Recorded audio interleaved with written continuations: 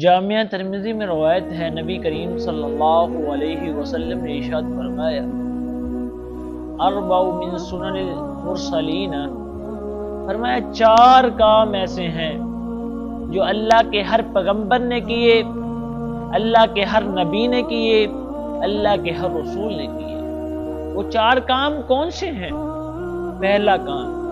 نکاح اللہ کے ہر پیغمبر نے کیا، اللہ کے ہر رسول نے کیا،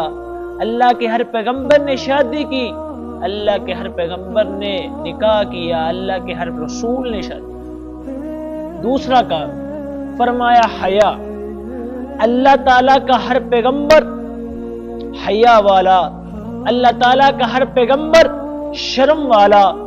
اللہ تعالیٰ کا ہر پیغمبر، اللہ تعالیٰ کا ہر نبی، اللہ کا ہر رسول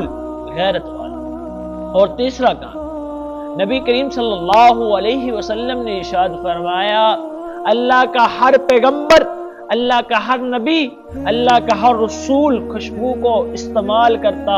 خوشبو کو پسند کرتا۔ اور چوتھا کام نبی کریم صلی اللہ علیہ وسلم نے ارشاد فرمایا کہ مسواک اللہ کے ہر پیغمبر نے پسند کی، مسواک کو اللہ کے ہر رسول نے پسند کیا، مسواک کو اللہ کے ہر پیغمبر نے پسند کیا۔ فرمایا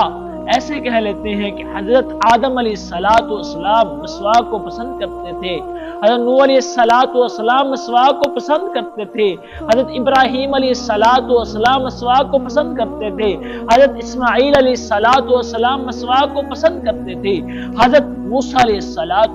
مسواک کو پسند کرتے تھے،